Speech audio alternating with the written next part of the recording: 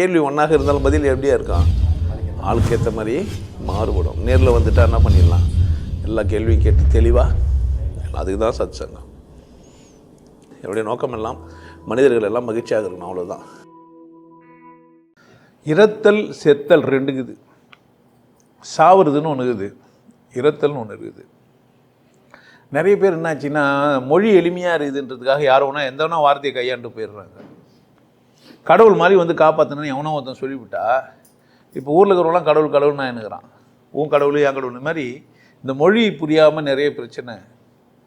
பிறத்தல் அப்படின்னா உருவாச்சு, இறத்தல் என்ன முடிவாச்சு. முடிவாச்சு, உருவானதுக்கு ஒரு முடிவு இருக்குது. எந்த உருவாக்கத்துக்குன்னா இருக்குது, ஒரு முடிவு இருக்கணும். இல்லைன்னா ஏன் அப்படின்னு கேட்டால், கடவுள் வெறுமை அல்லது ஒன்றுமற்றது அப்படின்னு எனக்கு புரிஞ்சிச்சேன்னா எல்லாமே துவங்கி முடியும். டைம் ஃப்ரேமில் மாறுது. ஒரு நாய் மனுஷனை பார்த்து பயங்கர ஆச்சரியப்படும், சாவே மாட்டானுங்க பொழுது இவனுங்க. ஏன் 5-6 குட்டி போடணும், 5-6 பாரம்பரியமாக வந்திருக்கும். 5 வயசு தான் வரும், 4 வயசில் குட்டி போட்டோம், 4 வயசில் குட்டி போட்டா உன் வயசில் எத்தனை நாய் குட்டி பார்க்கலாம், நீ எத்தனை நாயோட பரம்பரை பார்ப்ப. இப்போ நாய்க்கு அறிவு வந்து புக்கேஷன் என்ன இதுதான், மனுஷன்லாம் சாவே மாட்டான். இவனுங்களாம் என்ன இல்லை, சாவா வரம் பெற்றவனுங்க. நம்ம அப்படி இல்லை, ஒரு 5 வருஷம் இருப்போம், செத்துருவோம். புரியுதா? அந்த 5 வருஷத்தில் 3 பாரம்பரியத்தை பார்த்துரும், அது 4 வருஷத்தில் 2 பாரம்பரியம் பார்த்துரும். அந்த மாதிரி நம்ம என்ன பண்ணின்னுக்கிறோன்னா, பிறந்துட்டோம் சாவ மாட்டோம் அப்படி கிடையாது. சாவுறது சாவுறோம், இறக்கலை, முடிவுக்கு வரல. இது முடிவுக்கு வரலன்னு புரிஞ்சுக்கிறதுக்கு பகுத்தறிவு வேணும். பகுத்தறிவு எப்போ வேணும், இது முடிவல்ல அப்படின்னு புரியறதுக்கு பகுத்தறிவு வேணும். இதுதான் முடிவுன்றதுக்கு பேர் பகுத்தறிவுன்னு சொல்லி தெரிஞ்சுக்கிறானுங்க. பகுத்தறிவு அப்படின்னா சிந்திக்கணும். செத்து போகிறதுனா என்ன, இந்த உடம்பு தானா செத்துச்சா, உடம்பு உள்ளதும் அதோட கிடையாதா. நான் நிறைய புத்தகங்கள்லாம் ஒரு ஆரம்ப கட்டங்களெல்லாம் நிறைய இந்த ரஷ்யன் தியரி அதெல்லாம் நிறைய இருக்குது. சுற்றி போட்டு செத்துட்டார் கடவுளுன்னுவான், பேனில் புள்ளி வச்சுட்டு ஓட்டினா சுற்றி ரவுண்டு தெரியுது இல்லை. இப்போ வட்டமாக தெரிஞ்சுனுக்குது, வட்டமாக புள்ளியாகுது. புள்ளி தான், அந்த புள்ளி கூட நிலையானதில் தெரியாமல் தெரிஞ்சிச்சுன்னுவான். திடீர்னு டமால்னு பெரிய வெடிப்பு வந்து புஷ்குன்னு வந்துச்சுன்னுவான். அப்படி தானே மேலேருந்து எங்கேருந்தோ குச்சாருன்னுவான். கடவுளுக்கு எதிராக ஒருத்தருக்கிறாருன்னுவான். இந்த சாத்தான் சைத்தான் இந்த மாதிரிலாம் சொல்லி திரிவானுங்க. புக்குங்களை எழுதி வச்சுட்டு இதாண்டா வேதம் அதாண்டா கடவுள்னு வர தெரிஞ்சு நிற்பானுங்க. இதெல்லாம் எங்கே தானே இருந்தது. முடிவு ஒன்று இருக்குதுன்னு புரியாமல் பேசுறது தான். எல்லா துவக்கத்துக்கும் ஒரு முடிவு இருக்கும், ஆனால் ஒன்றுக்கும் வேறு எல்லோரும் ஒன்று கிடையாது. நம்மளையே கூட சொல்கிறான், இப்போது 10 வயசில் செத்துது, 5 வயசில் செத்துது, பார்க்கும்போதே செத்துது, இதெல்லாம் ஒன்று இருக்குது.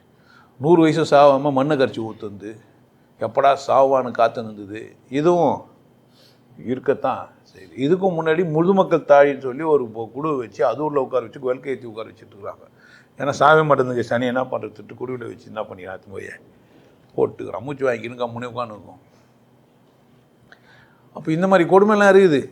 அப்போ பிறந்தா முடிவு தானே இருக்குது, ஆனால் எதுக்குன்னு இருக்குது. நாம் பிறந்து நாமக்கிட்டேயே சிலதெல்லாம் முடிவுக்கு இருக்குது. நாம் நகருது இல்லை, பிறக்கும்போது இருந்தது அந்த நகம் கிடையாது. வளர்ந்துனே இருக்குது, வெட்டினே இருக்கிறோம், செத்துனே இருக்குது. முனையில் உயிராக இருக்குது ஒரு பகுதி என்ன ஆகுது, உயிரெலாம் இருக்குது. நீங்கள் முனையில் போய் கொருத்துற இடத்துல கிள்னிங்கன்னா பண்ணிங்கன்னா வெட்டினீங்கன்னா வலிக்கும். முனையில் நகம் வச்சு வெட்டினீங்கன்னா அப்போ நகத்துக்கு ஆயில் முடிஞ்சினே இருக்குது. நம்ம கூடவே இருக்கிற நகத்துக்கு ஆயில் ரொம்ப நேரம் இல்லை, முடிக்கு ரொம்ப காலமாக மக்காமல் இருக்கலாம், ஆனால் அதுக்கு ஒரு ஆயில் இருக்குது. கண் 40 வயசில் டேமேஜ். இது மாதிரி நம்மக்கிட்டேயே நம்ம கூடவே பிறந்த சிலதே நம்ம இருக்கும்போதே செத்துறோம். நம்ம இருக்கும்போதே காது சில பேருக்கு கேட்கல, ஒரு குறிப்பிட்ட வயசு காலமாக கண் தெரியல, நாக்கு மறுத்து போச்சு, சுயநினைவு மனம் சுயநினைவு வந்து போய் பைத்தியம் ஆயிடுச்சு. அப்போ நமக்குள்ளே இருக்கிற நம்மளை கூடவே வாசம் செஞ்சுக்கிற ஒன்றுக்கு ஒரு முடிவு இருக்குது ஒரு டைமில். இப்போ எல்லாத்துக்குன்னா இருக்குதே முடிவு. இந்த முடிவை எப்படி சந்திக்க போகிறோம், முடிந்த முடிவு தானா இல்லது மீண்டும் வருவதற்கா? அதை தான் தாவர சங்கமம், பிறவி பெருங்கடல், இதெல்லாம் எங்கே தான் நடக்குதே. அப்போ முடிவுன்னு ஒன்று இருக்குதுன்னு கண்டுபிடிச்சி அந்த முடிவை சந்திக்கிறதுக்கு பேர் தான் இறத்தல். அதர்வைஸு செத்து போகிறது. செத்தாரெல்லாம் அவங்க கணக்கில் ஒரு செத்தாருள் எதனால்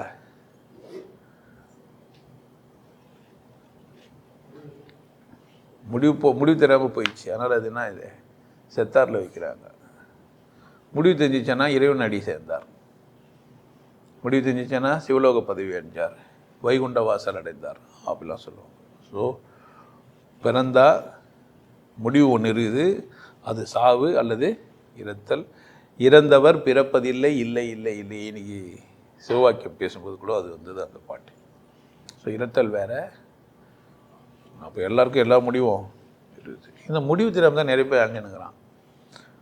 முடிவு இந்த இந்த இந்த முடிவு போதுமானது கிடையாது. நிறைவாக நீ வாழனா இன்னொரு ஜென்மத்தில் வர கஷ்டப்படணும். நீ இதோட நினச்சிக்காதீங்க. இப்போ வாழ்கிறதெல்லாம் வாழ்க்கை அப்படிலாம் முடிவுக்கு வந்துடாதீங்க. இது சும்மா அற்ப விளையாட்டு, இதெல்லாம் தமாஸ்.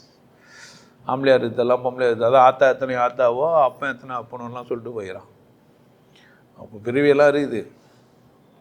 உங்கள் நினைவில் இல்லைன்றதுனால நீங்கள் பிறவி இல்லைன்னு சொல்லக்கூடாது. சரி உனக்கு தான் தெரியுமே, நீ ஆப்ஜெக்ட் எவிடன்ஸ் காட்டுன்னா நான் பார்க்குறேன்.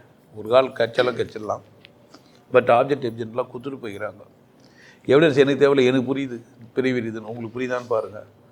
ஒத்துக்குமெல்லாம் விட்டுடலாம், தப்பு கிடையாது. புரியுதான்னா சொல்கிறேன்ட்டு, பிறவி இருக்குது, ஒத்துக்க முடியலனாலும் ஒன்றும் குற்றம் கிடையாது. பிறவி இருக்குதுன்னு புரிஞ்சால் தான் நீ சரியாக வாழ்வேன். இப்போ என்னன்னு கேட்டால் செத்துருவேனா தான் சரியாக வாழ்வேன்றான். செத்துருவேனா திமிரா வாழ்வேன். என்ன வேணா பண்ணிட்டு என்ன வேணா பண்ணிட்டு போகலாம். ஏன் சாவதானம் போட்டு கொள்ளை வச்சுட்டோ இல்லை திருடுதானம் பண்ணிட்டோ பொய் சொல்லிட்டோ வஞ்சகம் பண்ணிட்டோ வாழ்ந்துனுக்கலாம், தண்டனை உண்டு. அப்படின்னா தான் இங்கேனா கூட அடுத்த வாட்டி வச்சு செய்வாங்க. இதை அப்படி சொன்னால் ஒத்துக்க முடியல நீங்கன்றதுனால சொர்க்கம் நடக்குதுன்ட்டான்.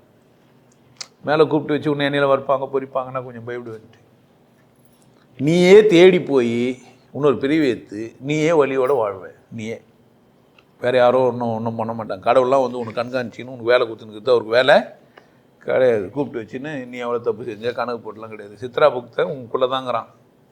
அதனால் இறப்பு இருக்குது. அதே சாமி சாவுறதும் இறப்பும் வேறு. பிறந்த எல்லாருமே இறப்பை நோக்கி நகரலாம். மனிதனுக்கு மட்டும்தான் அந்த சந்தர்ப்பம். பகுத்தறிவு உள்ள ஜீவிதம் எதுக்கு நமக்குன்னா, நாமளே சரியாக முடிவுக்கு கொண்டு வரதுக்கு தான் நமக்கு பகுத்தறிவு கொடுக்கப்பட்டிருக்குது. ஆனால் நம்ம அந்த பகுத்தறிவு வச்சின்னு பொருளெல்லாம் கண்டுபிடிச்சி பொருள் மயக்கம் அடைஞ்சி, பொருளை அனுபவிக்கிறது குற்றம் இல்லை, என்னை பார்த்தே செய்யுங்க, ஏன்னா இதெல்லாம் நீ அனுபவிச்சிங்க. ஆமாம், அனுபவிக்காமல் சொன்னவெல்லாம் நிறைய பேர் இருக்கிறான்.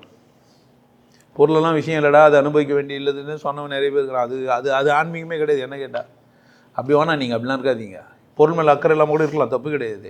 அது வாழ தெரியாதது செஞ்ச மாதிரி ஆகிடும். ஈஸி வரும். கடைக்கண்ணு கோமனை கட்டின்னு போது ஈஸி. என்ன சொல்கிறது, எவ்வளோ முந்தானி புடவை கட்டி போட்டுனா அதுக்கு ஈச்சிட்டு கோமனை கட்டின்னு யாருக்கிட்ட போய் அம்மா தாயே மகாராமின்னு என்ன பண்ணுருவாங்க. ரொம்ப சிம்பிள். அப்படியும் பிறவி கிடக்க முடியும், பண்ணிடுறாங்க. அது இல்லை நம்ம வாழ்க்கை. நமக்கு பகுத்தறிவு இருக்குது, சிந்தனை இருக்குது, தெளிவாக இருக்குது, சரியாக வாழ்ந்து ஒழுங்காக என்ன பண்ணுங்க, ஒரு நல்ல முடிவை இருக்குதுன்னு புரிஞ்சுக்கோங்க. இல்லைன்னா திரும்ப கடலுன்ட்டார். இருந்தாலே வள்ளுவ பிறந்தக்கு என்ன சொல்லிட்டாரு, கடல் பிறவி சுற்றி வந்தீங்கன்ற மாதிரி. ஏன் அது கூட கடல் சொல்லிடுறாருன்னா என்ன ஆச்சு, கடலில் எண்டு கிடையாது, கடல் கரை கிடையாது. தண்ணில் இறங்கி சுற்றிங்க வந்தீங்கன்னா சுற்றினே இருக்கலாம். இல்லை கரை கண்டுபிடிக்கணும் அப்படின்னா கரை கண்டுபிடிக்கணும். உங்களுக்கு எல்லாருக்கும் ஒரு விஷயம் சொல்கிறேன். ஆனந்த வாழ்வு அப்படின்ற ஒரு கோர்ஸ் யூடியூப்பில் போட்டு வச்சு, ஹாப்பி லைஃப் கோர்ஸ் 3999 ரூபா கட்டி நீங்கள் மெம்பர் ஆனீங்கன்னா அந்த ஆனந்த வாழ்வு கோர்ஸை நேரடியாக நீங்கள் யூடியூப்பில் பார்க்கலாம். கட்டிட்டு நீங்கள் ஃபேமிலியாக டிவியில் போட்டுனா பண்ணலாம். எல்லாரும் ஃபேமிலியாக போட்டு பார்க்கலாம். ஒருத்தர் தான் சப்ஸ்கிரைப் பண்ணீங்க, 5 பேர் 6 பேர் என்ன பண்ணலாம், நீங்கள் அதை பார்க்கலாம். வாய்ப்பு இருக்குது, பயன்படுத்திக்க பாருங்க. நல்லா இருங்க, சிறப்பாக இருங்க, கொண்டாட்டமாக இருங்க. உங்களை நீங்கள் மதிப்பு மிகுந்தவராக மாற்றுறது உங்கள் கையில் தான் இருக்குது. நல்லா இருங்க. நான் ஒரு வாய்ப்பு, என்னை பயன்படுத்திக்கலாம். நல்லது.